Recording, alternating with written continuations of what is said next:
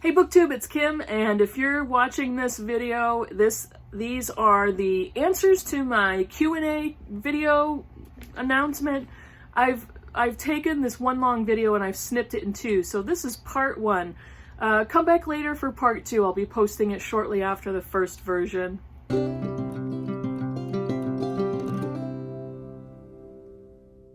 Hi BookTube, it's Kim at Middle of the Book March. Here are my answers to my 1-year Q&A announcement video. I've been on BookTube for a year, and I put out a video about a week and a half ago asking for your burning questions about me or my book reading, book buying, book-ish habits, whatever you want to call it. I'm going to be looking down at notes that I printed on paper because I'm old school that way. And I'm going to try to do this in one shot, in one video, but don't be surprised if you see part one and part two. So let me get rolling. I'm going to read them from the earliest ones first, and we'll see how far I get. So, get a cup of coffee, cup of tea, anything, a snack. Let's see. Leo from A Little Book Life asked, or said at first, "Happy 1-year anniversary, Kim. My question is, what are your top 5 novels?" A very original question, I know. But I didn't want to ask a silly question like, did you ever buy books you already had on your bookshelves? All right, Leo, this is a tough one. I've always said this. My favorite novels, I'm getting very close to the point in my life where I can pick one. But I've got a few that I'll just quickly mention. One of my all-time favorites is The Count of Monte Cristo. No surprise. Again, no surprise, Middlemarch. These two probably are racing for first place. I also absolutely loved Daniel Deronda, another of George Eliot's novels that I just finished. One of my all-time favorite novels is Evidence of Things Unseen by Marianne Wiggins. And again, one of my all-time favorite novels is Barbara Kingsolver's The Poisonwood Bible. This was the second book we read for my In Real Life book group. The first book was a piece of trash. So I read that book first about between 19 and 20 years ago, and it's definitely due for a reread. Hope P, are you ordained? You've mentioned you read a lot of religious material in addition to the stuff you discuss on your videos. Love your humor and videos, thanks. I am ordained. I am ordained through a national organization. This is the second one I'm ordained through. About 5 years ago, I had been a volunteer pastor in a local church. I was there for 3 years. I preached, I prepared sermons, I did counseling, I administered communion. But after 3 years, I realized it was time to go. We had some large theological discrepancies, and it was just time for us to leave. Previous to that, for about 10 years, I was a church leader in a different church that we kind of grew out of. But I did get ordained about, I think it's 8 years ago now, through an organization called National Association of Christian Ministers. I left that national organization because they asked a question of, do you believe that marriage is between a man and a woman? And I answered no, and I was immediately kicked off the website. So I am ordained with a different national organization that promotes marriage for any adult who love each other and is very inclusive. I was going to get ordained with my local church, but because we had some differences and we left, that did not come to fruition. And yes, I still do read quite a bit of theology and religious books, just for pleasure. I have a Master of Divinity, so I spent 8 years part-time earning that degree, read a whole bunch of stuff, am still, kind of taken up by how much reading I had to do for classes and how little I was able to do for pleasure. I think that's one of the reasons I read so much now. Alba from Siriella asked, bravo, happy anniversary. How do you manage to work, help with schoolwork, and read? What's your routine like? Routine? I don't have no stinking routine. Routines are for amateurs. Let's see. I have very low expectations. My house is just simply not as clean as it could be. I don't care. I I don't do that much. Even without COVID, I have very simple tastes. I love reading. I love my books. I love hanging out with my family. I've gotten into listening to audiobooks in my car. I read at night. I used to read when I was at work. And I'm still invested with my family, and I think I devote plenty of time to them. Yeah, I just make it work, and I'm a fast reader, so I can read quite a bit. That's about it. I'm hoping that answered your question. You and I have talked about that quite a bit already. Heart Reads asks, happy anniversary. I had a similar question as Hope regarding your divinity degree. Also, did you read a lot as a child? Yes, I spent 8 years part-time earning my Master of Divinity. I also have a Master of Arts in Christian Apologetics, and I have a bachelor's degree in organizational management. I wanted to get a master's degree for many years and tried a few, and they just they weren't right for me. And I kind of stumbled upon my divinity degree because I wanted to get a Master of Arts in Leadership Studies from a Christian university. And after about 6 months, my husband and I kind of said, my husband kind of encouraged me, why don't you enroll in a divinity degree? And I said, well, that's for pastors. And he said, I know. And so that's what I did. Did you read a lot as a child? I did, but we never had books in my house. There were 5 kids. There was very little in the house except for furniture because we broke everything and we could not have nice things. So I was never surrounded by books until I got older, but we always went to the library. I always read. That was my favorite part of school, were books and reading. Julie G from Quebec, happy anniversary. Happy I found you. Hi, Julie. How many pairs of glasses do you own, and have you ever traveled to Canada? I've never traveled to Canada, although Vancouver is one of my dream destinations, and possibly a Nova Scotian cruise. How many pairs of glasses do I own? I'll give you a pictorial.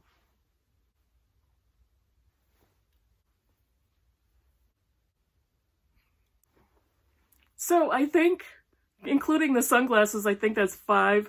I also have 2 others of the same prescription that are in my drawer that I have replaced long ago with the current 4 pairs that I rotate. Why do I have so many, you ask? Because I get them online. 1 pair of glasses I can buy for $60 to $70, as opposed to a pair of progressives in the eye doctor office, upwards of $600 to $700. With insurance, I spend about $300 to $400. I tried it online several years ago and absolutely loved it. So that's what I've been doing ever since. And I like having the variety. Steve Donahue says, happy anniversary. My question is there any booktuber you find particularly fascinating? And how cute do you think his miniature schnauzer is? I think a fascinating booktuber is Britta Bowler. And I don't really think she has any pets, and I don't think she even likes dogs that much. The next question is from Brian at Bookish. He's got a list. Number 1, are you a native of New Hampshire? No, I was born in Massachusetts. I'm a native New Englander, but we moved from Massachusetts as I was a toddler. We moved to Pennsylvania, moved to Ohio when I was in 1st grade, moved back to Massachusetts when I was in 7th grade. And I moved to New Hampshire at the age of 22 and have been here ever since, in a few different towns, but mainly the seacoast of New Hampshire. Number 2, do people in New Hampshire tell jokes about people from Vermont? Yeah, actually we do, and they usually have something to do with electric cars or smoking pot. Number 3, what are a few of the best things about living in New Hampshire? Oh, the area that I live in, I am close to the beach. I'm close to the mountains. I am close to lakes. I'm not close to any big city. And I like that, but I would actually like more opportunity to visit larger cities to enjoy more of the culture. And I don't have very many bookstores around me. I have a Barnes & Noble about half an hour away, and then I have to kind of make a plan to find others and go to them. Let's see. Judy actually says, I'm also interested in your scholarly pursuits and work history. I'm no longer in seminary. I earned my degrees and I have no plans of going back to grad school. And work history, I have served in churches for many years, but never got paid for it.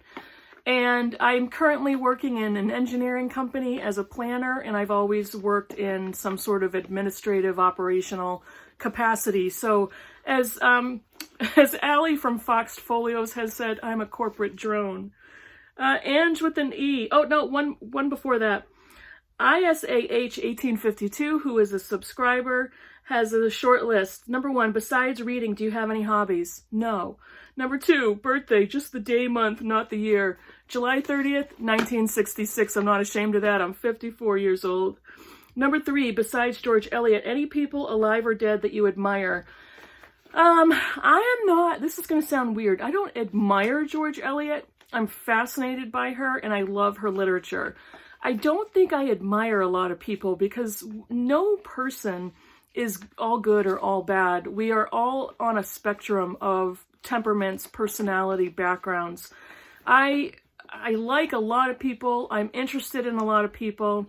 I don't place a lot of admiration in public figures or historical figures. There's something I like about a lot of different historical figures and some other things that I really don't like. Interesting question, though. And number 4, have you ever considered writing a book yourself? I would read it. Here and there, yes, but I just don't have the drive to be a writer. I am a reader. If anything, I would write a nonfiction book or several, but I don't really have that drive at this point in my life. Ange with an E.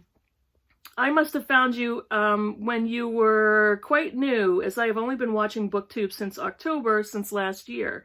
I have a couple of questions. Where is the best bookish place you had visited? If you could only have one book on your bookshelf, what would it be? The best bookish place I have visited is the New York Public Library in the city. I think I have a few pictures. I'll put them here.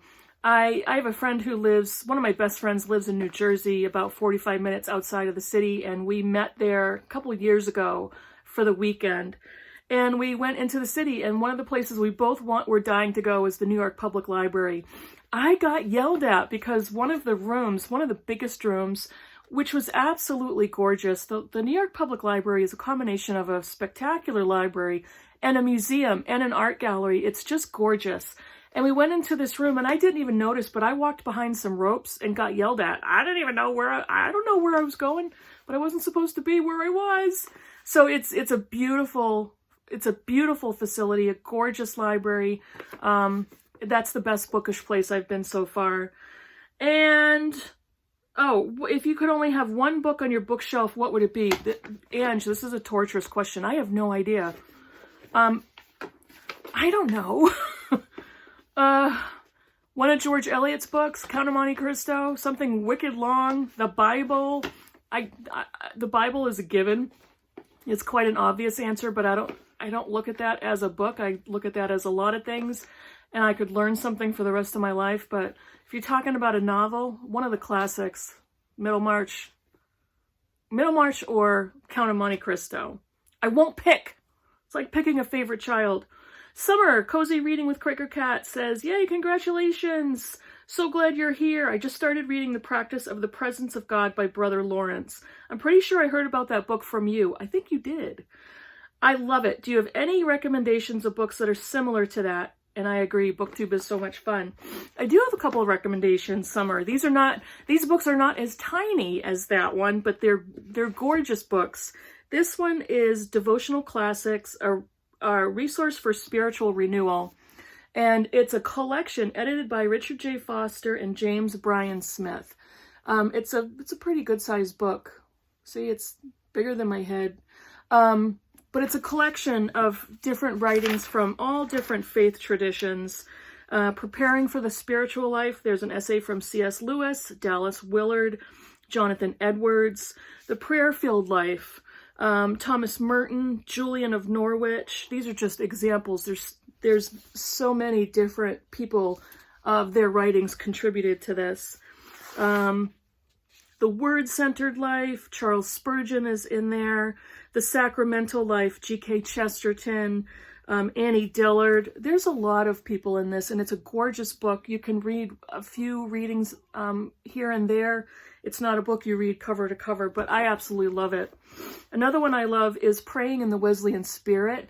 This is by Paul Chilcote. It's 52 prayers for today. And this book is a book that took Charles Wesley's hymns, Charles being the brother of John Wesley, the founder of the Wesleyan faith tradition. This book takes his hymns and turned them into prayers. And I've used this book repeatedly for preparing sermons and talks that I gave. I used to be a conference speaker as well. It's a gorgeous book. And again, you could do it as one a week because there's 52 in here. You could read one a day. They're just gorgeous, and they're all different topics. The last one is To Pray and to Love by Roberta Bondi. This is a very slim book. It's self-explanatory. It's about love and prayer, contemplation, spiritual formation. I love this, and this has been around for a really long time. This was published by Augsburg Fortress in 1991. These have been around for quite a bit though, and it's a beautiful little book. This one I have read cover to cover a few times and have a bunch of highlights. This was actually an assigned book, but I loved it so much. I've gone through a couple times and highlighted quite a bit of it. So I would recommend all three of those. Karen Evans, what made you decide to go to seminary and what was the experience like? Like I said earlier, I was looking for a master's degree in leadership studies, and it's going to sound interesting if you're not part of a faith tradition, but if you've heard the term, you get a calling, that's exactly what it was. I was in seminary, I was taking leadership courses, administrative courses, and I felt this was just, I wasn't going deep enough. This was not enough for me. I wanted something different. And when my husband said, well, why don't you sign up for Divinity? My first reaction was, that's for pastors. And he basically said, I know, do it. And so I thought about it for a long time. And that's pretty much what happened is I felt like God told me that's your calling, go and do that. And my initial reaction was, heck no, it's too much. It's too much of a big responsibility. It's too much. I was very pragmatic. It's too much work. It'll take too long. But I was eventually convicted that this is for me. This is what I'm meant to do. It was all online with a seminary in Georgia. And the interesting thing is it's a very fundamentalist conservative seminary, and I am not. But I chose it because of the very heavy Bible teaching, and that's what I was looking for. I was looking for hermeneutics, which is biblical interpretation. I wanted to pull apart the Bible's meanings and the history. And I absolutely loved my course of study. And it took me 8 years, but I did it. My daughter was a year and a half, I think, when I started, and she was almost 10 when I finished. Yeah. And after I was barely able to read 6 books that whole time period, other than works for seminary and assigned reading. If you're going to do that type of thing, you must be a voracious reader. You have to know how to skim, what the most important parts of your reading are, and you have to really love it because it's grueling, and time management and self-discipline are crucial.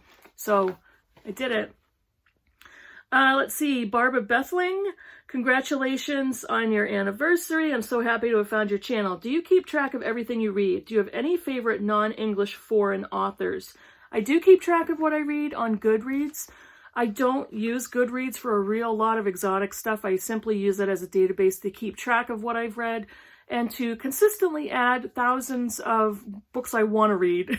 And what usually happens is if I add books that I want to read on Goodreads, when I'm out and about, and if I see especially used books that I know are on my TBR, I usually grab them. And it's a really good resource for me to know what I'm interested in and also to know what I've already read and when. Her other question is, do I have any favorite non-English authors? I do. These are all works of translation. I really love Elena Ferrante, who is Italian. This is the first volume from the Neapolitan Quartet, which I loved. She also wrote a short novel, Days of Abandonment, which I read this year. I reread and liked, but I love the Neapolitan Quartet. And her books are translated by Anne Goldstein, I believe, who's translated all of her novels. Really love that quartet. My other new favorite is Magda Szabo. This is The Door. And these are translated by Len Ricks, I believe, is the translator. This particular volume has an introduction by Ali Smith. Magda Szabo is, it's translated from the Hungarian, so she's a Hungarian author. And I just finished reading Human Acts by Han Kang, translated by Deborah Smith. Han Kang is South Korean. And these are some favorite non-English translated authors. Another fairly connected question is from Errata. Happy anniversary. Do you have a favorite book publisher and what do you like about them? I don't really follow book publishers. Once in a while, I'll notice if I love a book and I'll take a look at who published it, but I don't buy books based on the publisher that's putting them out. I do have favorites of publishers that put out a certain type of book, and the NYRB books I absolutely love. This is Catalan Street by Magda Szabo. I love the format of this book. I love how they are put together. I love the quality of the physical book. I love the choice of authors and translated works. Absolutely love those. And I really do also love the Europa editions. I love Matt. This is stupid. I love that they have French flaps. I love the actual physical book, but I love the variety. I love the choice of authors that they offer and translated fiction. So those are two of my favorites.